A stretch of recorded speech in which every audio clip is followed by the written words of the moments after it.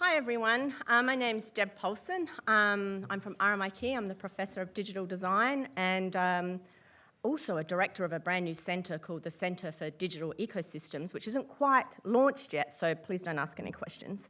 But today we've got this amazing panel around provocative play, and essentially we're looking at how games teams and games engines and game approaches can be adopted in non-game tech contexts, and what that means for us and how they can be agents for change. One of the common things for all of our speakers I've realised through talking with them is that what we do through play is smuggle in the hard stuff, right? So our games aren't about, overcoming tasks to save a princess or win a race. We've got other motivations. And for games have motivation mechanics, agency levels, adoption processes, and progress algorithms. So how do we adopt these sorts of things to tell different types of stories? And how do we make unwinnable games as well? Like, not all games can be won, especially when you're looking at climate crisis. So the way we view video games is that they're worlds, usually interactive, and how you play in these worlds is limited by the rules designed by the makers of that world. Does that sound familiar? Does that not just sound like life? Right? Like, we all live in a world of rules made by people we've never met.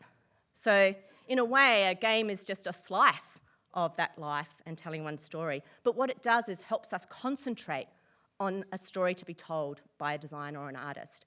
And so today we've got this amazing collection of artist designers. Now, all three of them reject labels and titles, so I'm going to let them introduce themselves. We struggled to say exactly what they are, and I totally get that because, we are what we need to be at any given time.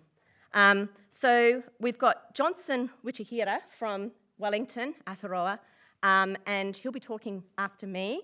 And what we'll do is just give you just a quick presentation to show you our practice as a way to contextualise the questions. So bear that in mind. We're going to try and give you just a snapshot of the sorts of things we do. So what we might do is I'm just going to kick off with some of the practice I've done in games for the last 3 decades. And one of the first games I ever made was with ACMI, and there's people in this room who made that game with me. Hi, Justina, hi, Vince. It was a game in place. So if we go to my first slide, I didn't really know what I was going to talk about today, so what I normally do is just throw like a whole bunch of work on slides and then figure out what I'm going to talk about on the day when I've listened to all these other wonderful talks, which were just marvellous. So I'm just going to talk a little bit about the kinds of work I do. It's always with small games teams, so normally with me as a game designer, a games programmer, a technical artist, usually a UI person and a sound designer. And they're all here today, my team. I was like, hi everyone.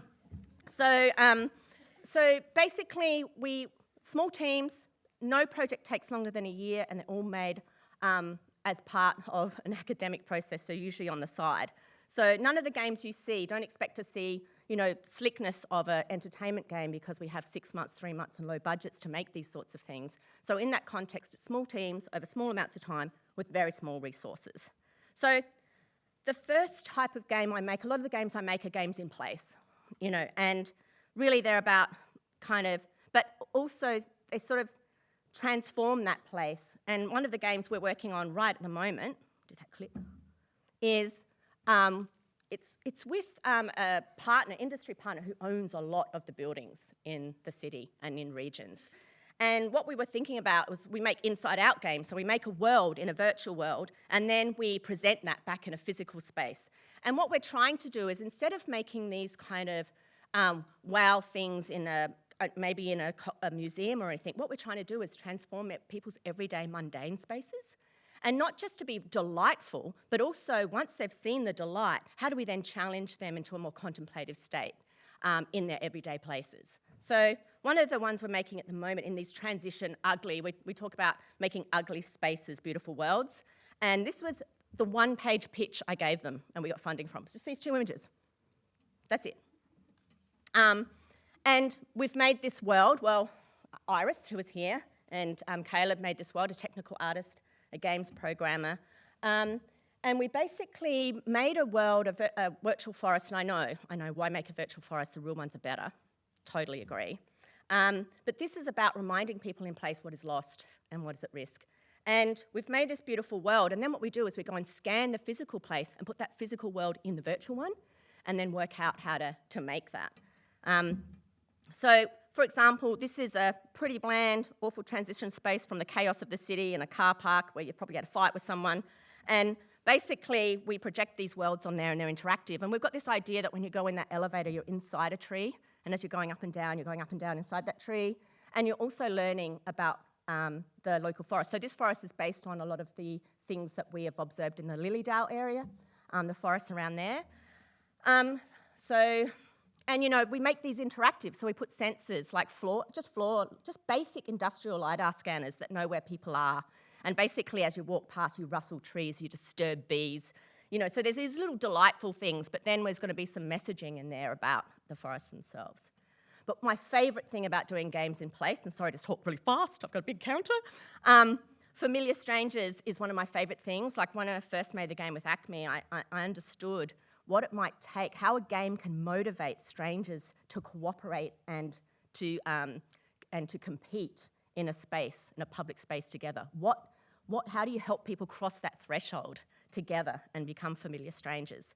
So I sort of based it on something like battleships, I know, sorry. But basically what this game was is there's a projection of this ship is going down at sea, and you're basically in this control zone, and as you walk around on this grid, so basically there's the ship, and there's like fires breaking out and water's spouting, and you have to go and run and hold onto that and like stamp out the fire or hold the water as a robot comes on the boat and fixes it up. But then there's a cooperative moment where the Kraken is awoken, and this Kraken arm comes up and waves around, and everyone has to line up to protect the ship as the Kraken arm comes down. So, but also what happens in this sensor environment here, it can tell how many people are in there. So it makes the challenge fun for one person or 20 people, right? So it builds its capacity for cooperation. And what I love about these two is there's usually more people spectating than are playing. So you're creating a spectacle as well. But and you're also creating a lot of noise. And one thing I did realise when I first worked with ACMI and NGV, these institutions actually want noise and vibrancy in their spaces. So I kind of took that quite seriously. So this gets pretty noisy, but it's just really basic. It's just sensors on the floor, projected world. I'm going to scoot through. This is a much bigger version of that, and ask me later if you want to know about that project. But this one here was a much bigger zone using the same. A whole theatre was covered in sensors, and you went to this virtual world. So, but one of my other things, other than familiar strangers, is the extreme collaborations you can do through games, right? So the Beatles wouldn't have been successful if they were all drummers. My team is so sick of hearing that. But like, it's really, really true. So if you kind of, I've collaborated with a lot of different people and showing them how games.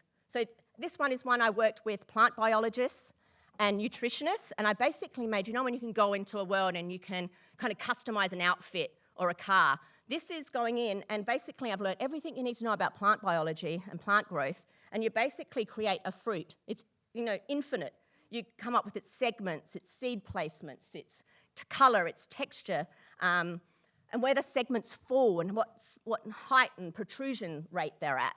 And basically I then went, well, and then we have a machine learning behind it that comes up with its likeliness. So there's a banapsicum, part banana, part capsicum, and it comes up with the genetic changes you'd make to get that fruit. All right? Then I thought, why try and plant this? Why not just print it? So then I worked with a materials scientist who came up with an agar solution for 3D printers, and we printed, when a kid comes in and makes a fruit, they can print it out and then eat it, and they can also digest whatever nutrients they're lacking. So in some parts of the country it was potassium, some parts it was magnesium, so we would smuggle in the nutrients and that got a lot of attention, and we made that in like 3 months, because it really is just extreme collaboration, making sure you get all the data and then put it together. This is a VR world where kids in hospitals, so we work with hospitals, they put on the VR, suddenly their room fills with water, their bed turns into a boat, and they play games with other kids all alone in hospital rooms. My family likes that at Christmas, that story. I've worked with Marvel as well to come up with a visualization of their massive 90-year-old universe. I basically come up with the films and the characters, and then you can explore what the characters' connections are, like who shares skills, who shares origins, who shares artifacts. I am the Marvel Whisperer. And Marvel studio executives now use this when people onboard Marvel, so they can see what the vast universe is. But the really interesting thing about this was seeing it in Goma in Brisbane and watching how people perform their status of knowledge with these sorts of things, which is really, really nice. And that's how people play games too, is they sort of perform status in it a lot of the times. And then I just took that model, and QUT asked me, could I do it for researchers? Who are their partners? Who are their, what are their methods? You know, what kinds of themes and thematic areas they work in, and we could find connections across those. Thea will be very upset with me showing that. And I've worked with fashion designers to come up with a system where they digitize their fashion, and then it gets shown on big screens for people to interact with, like I did with Marvel. Basically, you stand in front of this screen, you overtake the Iron Man or someone else. This was so fun to watch because either people dabbed, but whenever the Hulk came on, for some reason, everyone Cossack danced. It was so weird. Like, it was like constant. There was constant patterns there. Anyway, I'm down to my last minutes, but some games are hard to win. This is my favourite one that I've made. This is for cotton farmers to change the kinds of pesticides they use in their practice. Basically, they set their priorities. What is your environmental priority? What is your effort? What is your yield? And these are cognitive values. So this is their values they set up there. And then it runs a whole season, and it tells them, according to their values, which pesticide they should be using. So what the farmers work out very quickly is, I've either got to change my values or my pesticide. Right? So ergonomists use this to go around to farmers and change the sorts of pesticides they're using. We made this in like 6 months, and it's actually changing what toxins go into the waterways in Queensland. So these are the kinds of things that some games can do. So we're doing another one, plastics. I just rambled then, but basically I just wanted to show you kind of how one team can can collaborate with a lot of different people using one game engine to create these different types of experiences and tell these different stories. And it goes from not just visualizing complexity of systems or playing around with the connections between those systems or experimenting with decision consequences. It's actually about helping them take action. So that cotton game, for example, at the end of the game, you print out your order for the year. So you actually now have an order system at the end of what pesticides you're getting throughout the season. So that's me. And I think I'm going to hand over to Johnson to talk a little bit about his practice, and then we'll just kind of do a 10-minute introduction each, and then we'll go into some questions. So thanks very much, Johnson.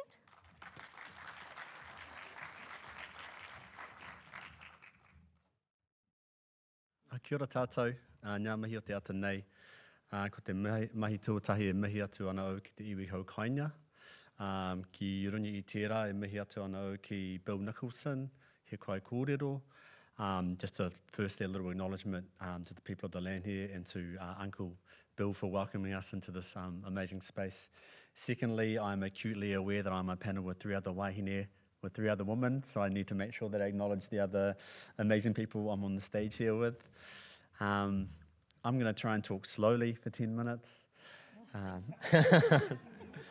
I'm going to kind of just really focus on one creative project and in some ways how the stars aligned for me to end up creating a video game. And I'll talk a little bit, I guess, about the longer journey for me, like into this space. So as a student in high school, finishing up around 99, I wanted to be a game designer. You know, I was obsessed with games. I remember going to my neighbours who had computers and knocking on their door.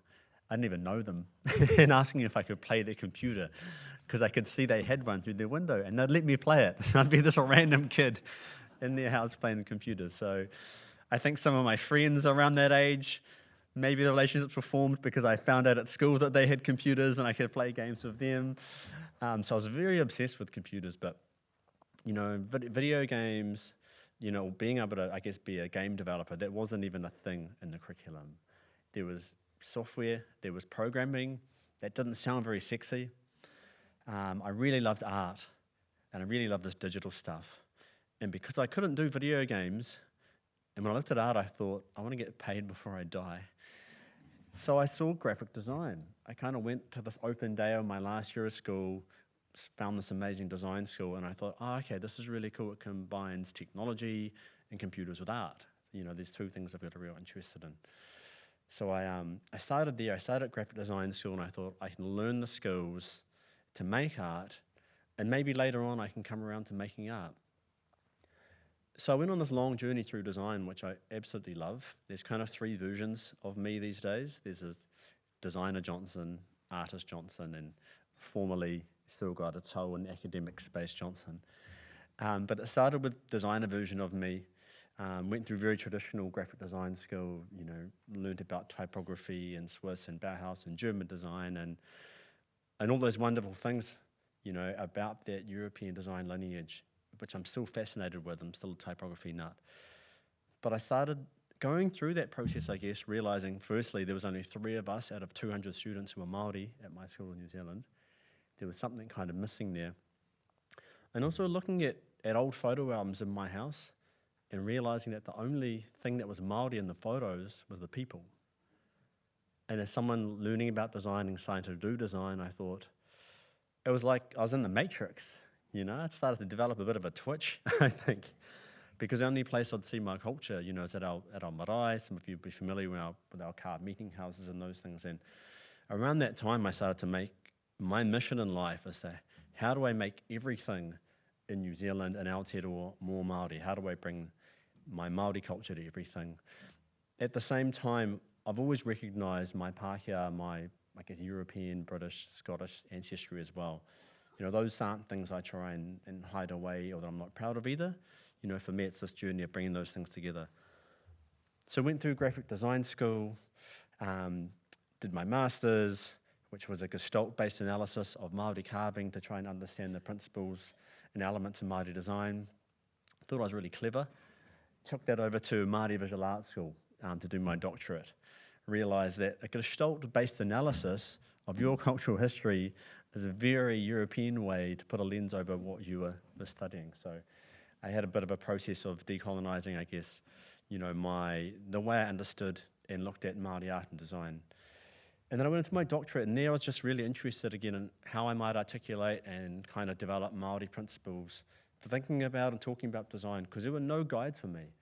We've got heaps of carvers, we've got heaps of weavers, we've got heaps of tāmoko tattoo artists, like highly skilled experts with a ton of mātauranga Māori, like this massive knowledge base. But for someone doing like designing a typeface, designing toys, you know, and this, particularly in graphic design where we know it mixes into this commercial space, there was nothing there to really guide me. So I ended up going from this traditional graphic design space over to a contemporary Māori art school.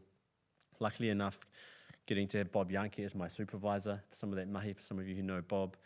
And there I was able to work a lot with Māori artists and Māori communities and to be supported by them to start to explore things.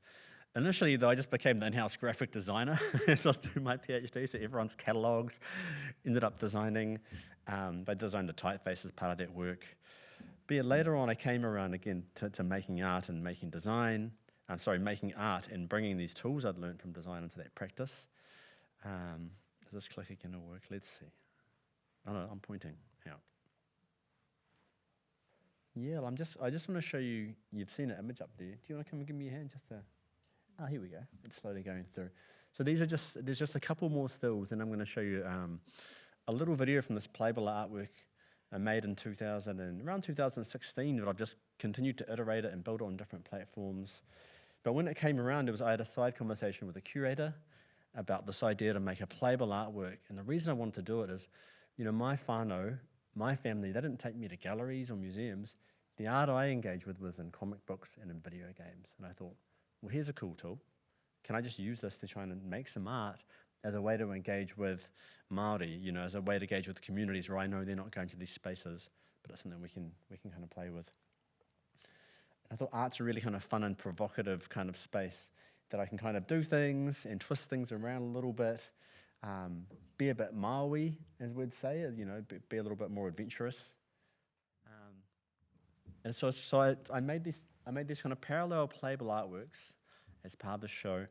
And one of them you play a Māori character, and one of them you play a missionary. And in each of them, you arrive in Aotearoa, New Zealand, and you go across the landscape and interact with things in different ways. I'll see if I can get this video playing, and because I think this is the thing that really seems to pique people's attention. And this was the artwork where you play a missionary figure arriving in Aotearoa. This is about 2.5 minutes, so it's perfect. And I'll narrate some of this, and you can watch some of this. But, you know, whakapapa is really important to me, so genealogy and making sure my art practice is really connected to the history of Māori art making. From the 1830s to 70s, there was this real growth of Māori painting in our carved meeting houses, and there's really beautiful paintings of figures throughout. So I use those as the basis to generate these figures. And then when people look at these, they think, I've made them to look like this. But really, you can see where they come from. So you can play this, literally play this, like my own brothers. The missionary is picking up tongues. That's so that he can make a Māori Bible and colonize us faster, so he can kind of power up. And this is a really gross oversimplification, right, of the Māori engagement. But what was useful is, in the gallery space, this tricked people into the art. They would wander over to it, they would pick up the controls and just start playing with it.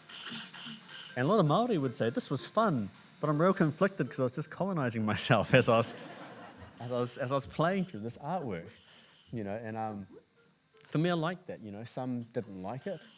You know, in the parallel artwork where you're a Māori character arriving, you go across the landscape clubbing seals and whales and things, because that's also what happened. And this Aotearoa said to me that she didn't like that. She didn't want to bring her grandchildren to play this game.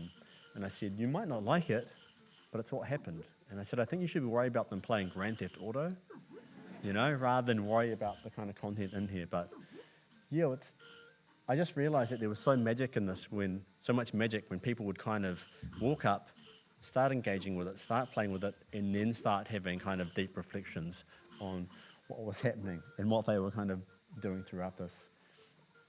And this little one's almost at the end. But you can see they become, the Māori figures become lighter, their clothing changes obviously, our tāmoko, you know, our tattooed faces change and all these sorts of things. And we are almost, Thomas is based on Thomas Kendall, a really well-known missionary. And some of more of our, I guess, prominent institutions turned into different institutions and got merged into other sorts of institutions as well.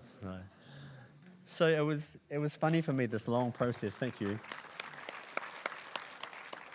going from these years of graphic design to making all these things. And when I finally made this, I'm like, I finally made it to make that game design stuff I wanted to do as a teenager. Now I'm on the New Zealand Game Developers Association for video games as the voice for Māori in that space. But yeah, it's just, it's really exciting and it's really fun the way you can kind of invert things and create something really engaging. So yeah, kia ora koutou.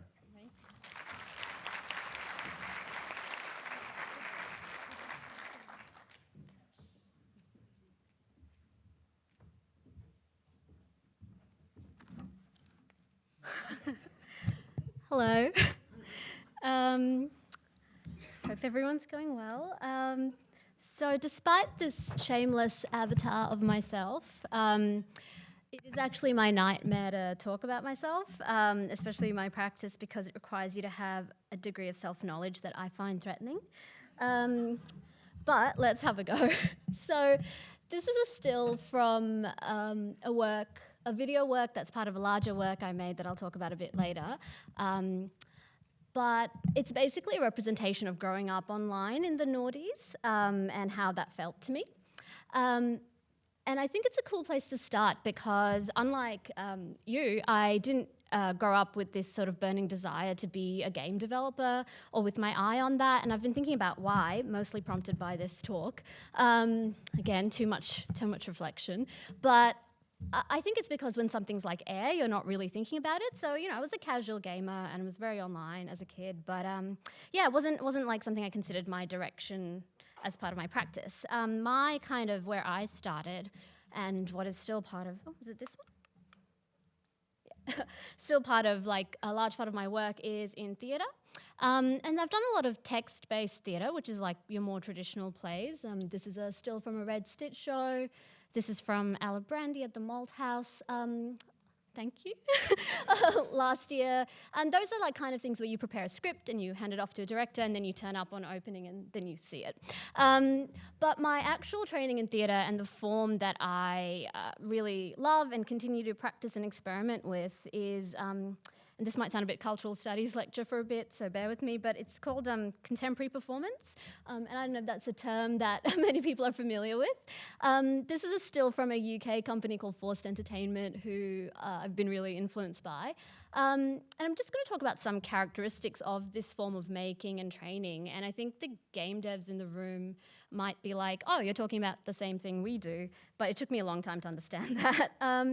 So contemporary performance is kind of a form of performance that, unlike traditional theatre, which is often a narrative, is not really interested in the 3-act structure so much as starting from a point of an idea or an experience to explore and how that makes people feel, and how to escalate the concept of something rather than actually finish a story in a really linear way.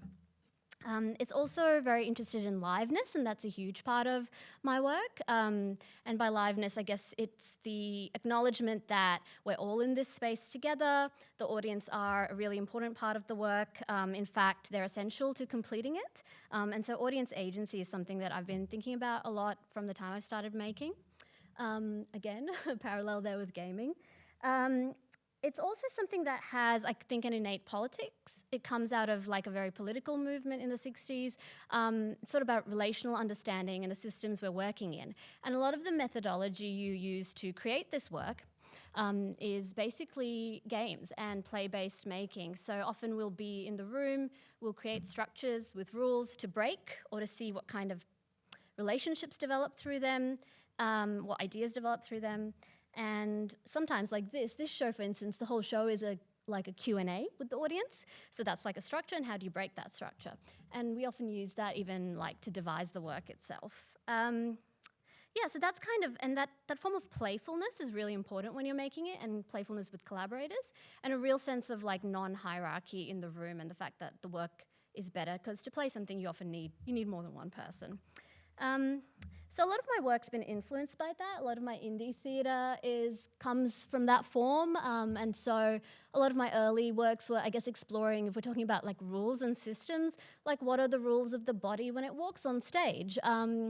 What is the difference of the rules for like white femme queerness or brown femme queerness?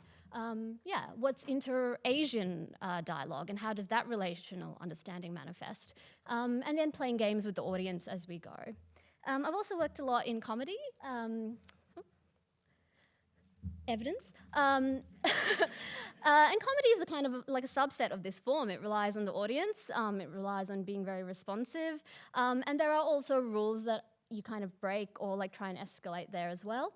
Yeah, and sometimes you're bitten by a swan. A few years ago, I made this participatory artwork called The Lizard is Present. And I don't know if people know, but the artist Marina Abramovic, she did this famous artwork called The Artist is Present, where she sat opposite like celebrities in a gallery and stared at them, and they stared back and they cried. And you know, I'm sure it was very moving, but for some reason, the phrase Marina Abramovic got stuck in my head, and this was... and this is the result. And I think I was thinking about like the deification of celebrity artists and just the art world, and how venal and corrupt it can be. Basically, at the time I didn't think of it this way, but what I ended up creating was an ARG, like an alternate reality game. And it was sort of this durational performance that like took place. First, there were all these happenings around like the creeks in Melbourne, and like people would just start participating in it. And it went on for a year, and ultimately we also got like serious art critics to write about it, like it was real, which is like part of the play of it. And yeah, eventually ended up in this like massive gala where people walked the green carpet. And and like were tweeting about it. And I think what this really opened up for me was this idea of creating play in, yeah, that was green face, creating play in different modes. So like the people who were online were finding different games to play there, and the people who were IRL in the gala had their own thing going on. And it was also like a really interesting way of, starting a cult in a sense, and like understanding how to get people in real time at that level and in those many modes sort of collaborating on world building in a way that's delightful. So I guess, and that happened. I guess I want to talk a bit about the internet, but I don't know how much time I have. I guess the internet's always been a big part of my work, even the stuff that's been a bit more like just stage-based. This was a show about like catfishing basically as a game through the mode of Pikachu and Pokemon Go. As the pandemic began, and I think this would have happened anyway, I guess like a lot of our work went online, and I started to do more like performance work that was situated completely in the online sphere or brought like online elements into real space. This was a work for dancers where they were controlled by live scrolling remotely. And then I made because the pandemic kept going, I got commissioned to make a game, and I never actually realized I'd never made one just for the browser or digitally. And it's just a Twine game called Real-Time Cancellation Adventure. It's still up at Liminal magazine. And I had the best time doing it. You basically play as somebody on your way to receive a very coveted mentorship from a woman of colour, but she's cancelled along the way, like on the tram on your way there, and you have to take a side. But obviously things go really wrong. What I found really interesting when I was sitting there like coding this was like how it reminded me so much of actually the kind of ways I made performance, the sort of how I was thinking about the audience, how I was thinking about affect and movement as we went through it. There was also a rat. Then I decided to focus more on browser-based work, and this is probably one of the major things I've made recently. It's called In Search of Lost Scroll, and it's a speculative fiction game / performance artwork that's fully for the browser. And I was really interested in examining how in the future, what happens to data ethics, and I just had this persistent vision of myself being turned into a bot and all my data used to basically help people chat in an old folks' home, because that's probably what my tweets would be good for. So you play as somebody, and I've decided to, also I want to die. So my bot asks you to delete it, and you kind of have to decide whether you want to do that or not. And as you do, the internet glitches, and we kind of traveled through basically a time machine of the last 15 years of growing up online. I have put, if you can get your phone out before this ends in the next minute, there's a QR code where you can talk to me, I will ask you to delete me, but and that will launch you into the game, so it's just, it may be a bit confusing, but you may just want to talk. We trained it on too many tweets, too many embarrassing tweets, and a few people have actually thought it was me sitting there talking to them, which is not actually very flattering. And at the moment, I guess, now that I feel like my brain has dissolved the boundaries between even thinking of separate forms or spaces for my work. So I've started to work more deliberately with game developers. And this is a work that I'm making for Arts House that will hopefully go up next year. And it literally maps, smashes the two forms that I'm interested in together. We use an audition process for actors and map it onto generating mocap avatars, but that's the mechanic. I can explain that more when we're sitting down. And I'm also making something for ACMI, which is for Games Week. And I'm actually, now that I'm thinking about it, I'm not sure if I'm supposed to show this just yet, so I'll keep going. I'll go back somehow. We can go back to that. But yeah, that's with a developer called Ian McLarty, and that's been a really interesting process as well of working from someone's more technical instincts and then bringing kind of, I guess, my interactive understanding of things. And we're making a slot machine that's a bit weird. Yeah, so that's sort of where I'm at the moment. If you missed out, there you go. Thanks.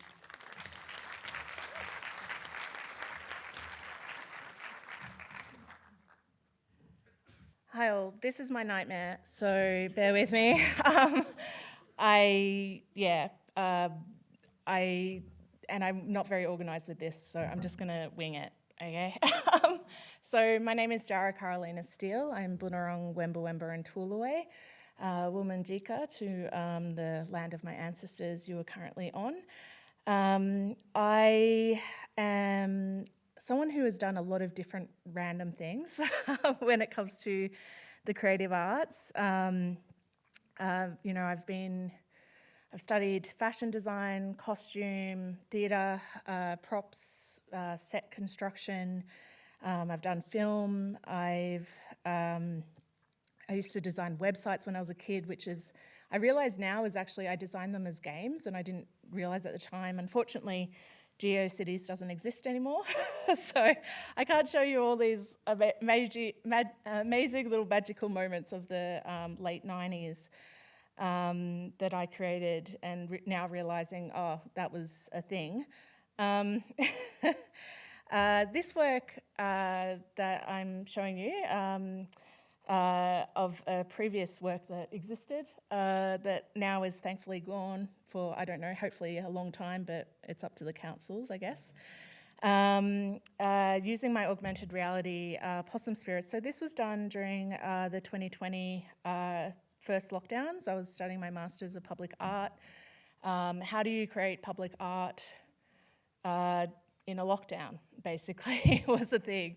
So I had been wanting to do augmented reality for a long time.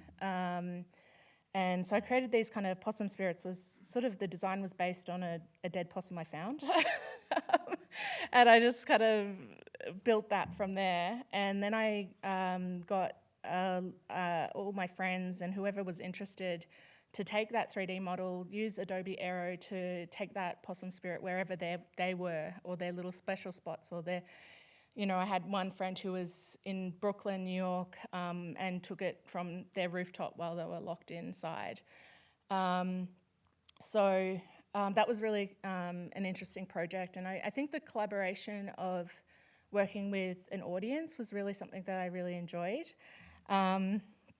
And I always have fun with my little possum spirits. My wallet Marup, which I didn't put in here, but there's also physical forms of it in Stevenson's Lane, right next to Section 8 and 30 Dirk, if you want to see some physical ones at night.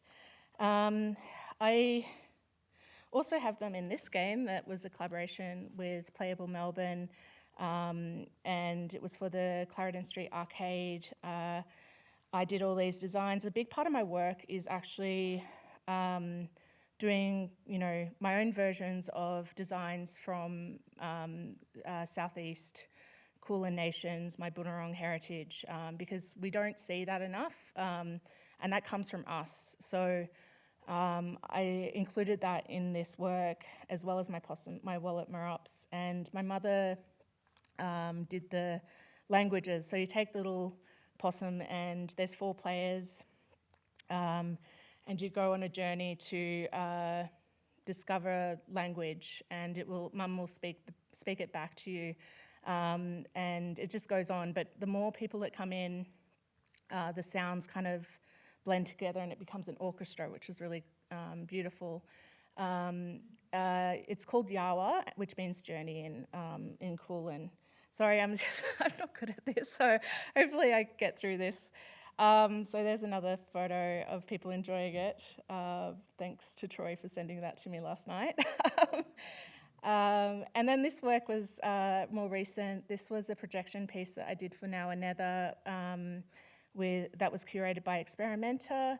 They were basically like, we really want to support you in doing something interesting. I've worked on like a lot of 3D models and stuff like that, and so we kind of animated this, and I worked with the VU Hive Lab to help animate it in After Effects. And I wish I could have put a video in this, because it's what it is sort of like a poem in a way. So you have what I see as dancing ancestors, and then these flowers, and it slowly reveals like, I am my ancestors, I am my ancestors' revenge. So the idea is basically, you know, taking back, you know, these spaces using the tools which, you know, the intergenerational labour of my mother and my grandmother and my great-great-grandmother, you know, Louisa Briggs, and just sort of going, hey, I'm going to put these things in space where they belong, because this is in Docklands on our country. And these are some of the elements of the piece. So I created this for ACMI's 2020 NAIDOC week, also during lockdown. And they're just like with my possum spirits and the flowers that I used. I also had an art tram in 2021, and then after that I became the curator of the Rising Melbourne Art Trams, and I've done it for the last 3 years. And it's been really special because not only do I get to work with incredible artists here in Victoria that are from my community, but I get to showcase them and show a different side of what Aboriginal art can be on a public, you know, it's probably one of the most accessible forms of art in the city because it goes everywhere and it's movable. And, you know, especially when this was out, it was right before the May lockdown. And, you know, I was getting messages from people who were like, I'm really struggling, and this brought a bit of sunshine in my day. So the trams have been really special to me. Look out for the new lot in June and the ones currently on the tracks now. And yeah, so this was a really special moment. I have a bunch of large-scale public art pieces in language around the city. They're permanent pieces. This was part of Flash Forward. I think it was 2021. I can't remember days anymore. And this is Yuan country because I think we forget that, yes, it is a city, it's built up, but it's still sacred land, it's still country. I have so many people, like, you know, a lot of my community will be like, oh, I'm going out to country. And I'm like, I'm already here. Like, this is country for me. And there's other works. There's actually 4 in the series. One of them is still not out yet. But I've been assured that they're fixing it and it's going to be out in April, and that'll be really special. But they're around, and I think you can find more information on that on Flash Forward's website.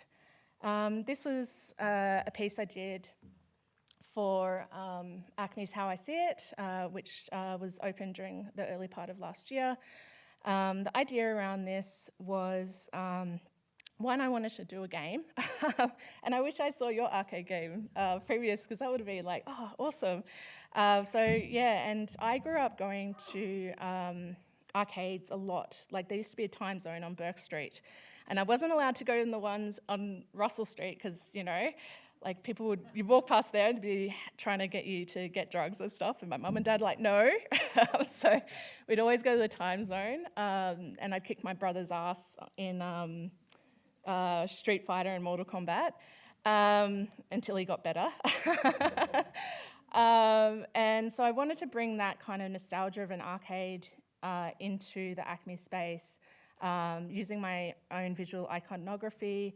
I collaborated on the game with Charlotte Allingham, who did the beautiful artwork in Dolly, and we inserted like people from like kind of amalgamate, like that's Mum actually, the redhead, but others were sort of amalgamation of people that we had in our community, like aunties and uncles and stuff like that.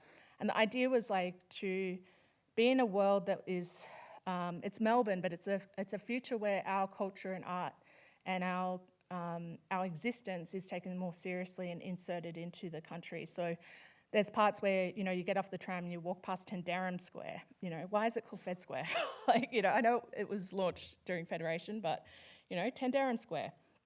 You know, the statue of Flinders is no longer down there. You know, St. Paul's is gone. Sorry. You know, and I had some patterns inscribed onto the machine. It's somewhere in storage here. Hopefully they'll tour it again one day. And the statement, for them it was just a game, and for us it was life, is kind of a two thing. Oh, sorry, I'm so slow on this. But it's sort of like how our gameplay isn't taken seriously, but also the way that governments use our cultures and our connections to country as a game for them. So 1 minute we're, it's Bunurong country and suddenly it's not. So that was a big thing and a part of that. And then I've done augmented reality art. Sorry, I will finish up soon. Thank you. With Troy Innocent and the 64 Ways of Being. Troy was great to work with and has been a really good collaborator. And you can take a little tour and Mum tells the story of the area, and you kind of can do a little walk with augmented reality game. And that's it. So thank you.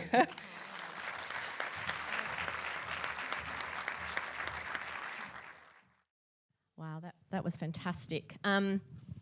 So we had some questions that we kind of shared, but I think we've covered a lot of it. But is there anything more you might want to say about what kind of aspects or attributes or mechanics, aesthetics of play and games, like why games? Why are you adopting them in your practice? I'll jump in there. Like, one of the things I found, I learned, was how hard it is to make a bloody game. I'd made lots of video art, made lots of projected art, and I thought I'll just make a playable artwork. It won't be that hard. Make some characters, make them do stuff. It was so hard. It took so long, and I knew that for it to work, for the magic to work, it had to look and feel and function like a polished game. I'd never had to play test artworks before. It ended up being this kind of technical nightmare. It was like the first time I tried to design a typeface. I was like, oh, easy, it's just a font, it's just these letters. And it took me 2 years to figure out how to do it. So, yeah, I learned a lot about how to make games. I don't know if I'll ever do one again. I thought, sadly, I play games about once a month these days because I'm just too busy doing all this other adult stuff. So it's almost like I had to make a game so I had a chance to play some games. So. Yeah. But what might you take from that? You might not make a game using a game engine again, but might you take from that might segue into other parts of your practice? I love this thing of a personal game has to become communal when you need to work out how to use different technologies and things. It's probably two things. One was, it's a really useful way to extend to an audience beyond a gallery. And there's one reason, I mentioned it earlier, I really wanted to make it, is I could have art go out beyond this gallery space, even though I love working in it. And I guess in terms of the practice, it was the other thing was games are a really useful way to trick on to make it into engaging with really complex and really challenging ideas. So I'd probably really try and take those forward. I think that was common across, and I think that what you were talking about in terms of taking them out of the museum context, but it's even taking them out of the game publication context as well. So, Jarra, and you also do games in place as well. What did you learn about the sort of the opportunities and limitations of kind of games and play in place in that kind of way? I think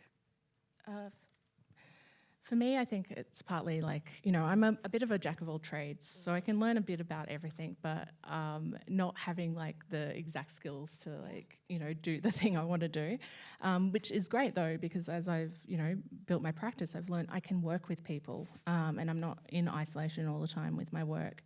And I've made incredible people in my life, and through, I didn't mention it, but working with Guck, who, I can be like, hey, I want to do this thing, let's do it. And Troy also has been a really great supporter in that as well. I've come kind of a long journey to get to games, which is something, sorry, I know it's not your question. But, it's something I've always wanted to do, but like you, there was no access to game making in the, when I graduated in 2001. Everyone was pushing us into tech, and I could code, and I made websites, and I could do all these things, but I was like, I don't want to do that. Everyone's going to tech. There won't be jobs. And I was right. And I also wanted to do creative arts because everyone got, there was too many of us. And, there wasn't opportunities. And I think as well, when you don't have that and you don't have belief in those things and you have big pictures, it can be hard, and you make them in the background. But so getting into games now has been really exciting. Sorry if I yeah, sorry, I'm really tired today. Yeah, I mean, the wonderful thing about, I got to watch you watch others play your game in Clarendon Street, and that was really interesting. That thing I think we mentioned also, when you put stuff out in public, has to be vigorous enough and rigorous enough to withstand the scrutiny on all kinds of levels. The technical levels, all those kinds of levels. And I guess, Vidya, when you're putting yourself in the performance as well, that's even more so, right? Yes, I guess so. I feel like the last few things that I've made, I haven't had to be there either because they lived online, or I'm working with other actors or performers, or it just runs on its own, like this recent thing that I wasn't supposed to talk about. But yeah, I think, but it's a thing of like, I guess in what you call in game design, like emergent play, and like the actor's just another element, or the body or the person's another element of that. And so like as long as you're present, you can't go wrong, as long as you've built like a performance machine or a game structure around it, because that's what the intention of the game is, to respond to that person. Yeah. Does that make sense? Totally makes sense. Totally makes sense. And we've got also some questions which align with some of the questions we were kind of considering as well. One of them was about how, because a lot of us don't use games as they're designed to be used. We kind of adopt, adapt, hack them to do what we need them to do. So I guess, like, how can artists, institutions, groups sort of adopt kind of not just game technologies, but game approaches, player mechanics to move towards positive and even more radical kind of change within systems? Go for it. Diversify your team a little bit. Also, I think, there's still a lot of misogyny within the games industry, and a lot of racism as well. And especially like there's a lot of games out there that, they want to use our culture and our art and stuff like that, and then they'll bring on someone as a kind of consultant, or a young person who doesn't have the ability to know when they can say no, or something like that, and then it ends up being black-cladded rather than us being able to create our own games. And that's a big problem within the industry. But also, like, they're going, oh, but there's no one out there to do that, because there's no opportunities. So we need to do more mentorship programs where people are paid to attend, more opportunities to reach young people sooner to get into the industry, to learn how to do these things, because those skills are transferable throughout any industry. But I think that's a big part of it. And also compassion. And I know this is a industry where you have to go. There's little money, there's even little amount of time. But especially when it comes to our community and the work that I've done with GARC, is we deal with so much intergenerational trauma, deaths, griefs, and systems where we've had employment trauma that all compiles and stops progress of games. And you have to have the ability to go, okay, let's stop, let's not push this, and it's hard, but it is facts and it happens.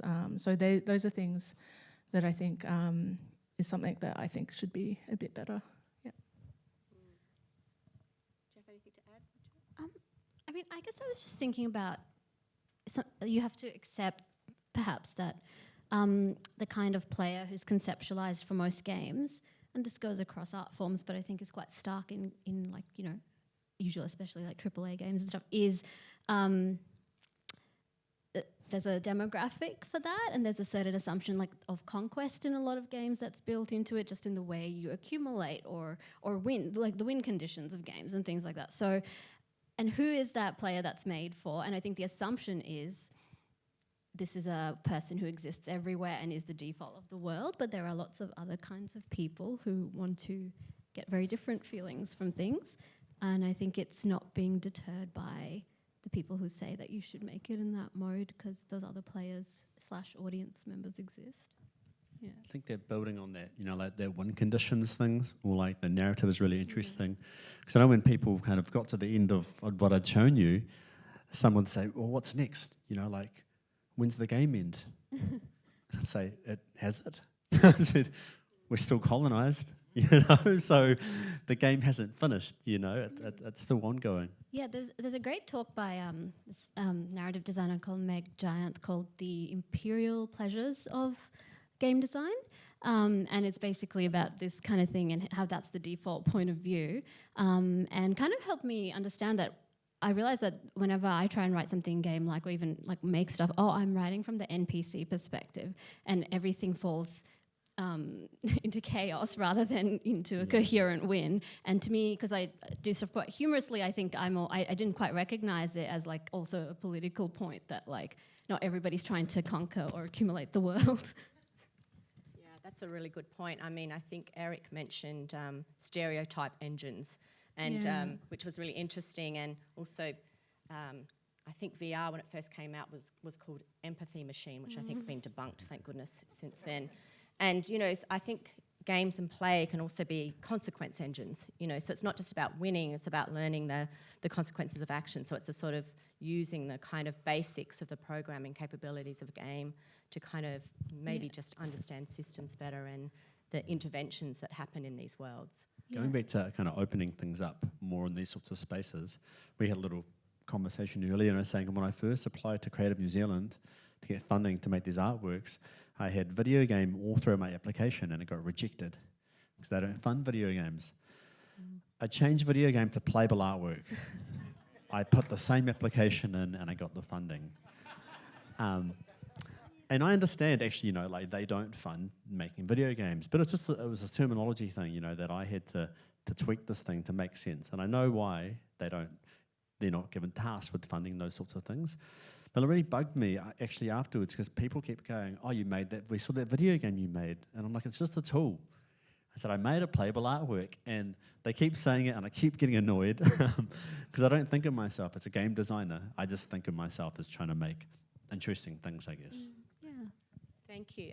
I think what's wonderful is what we've all talked about is how games can be used as provocation tools, not just saving princesses and winning races. So thank you very much. I'm sure everyone here is really keen to know what all of you are going to do next. And so thank you very much for participating in this panel. And we've got Jeff Williams next to introduce the next panel, but please join me in thanking these wonderful panellists today.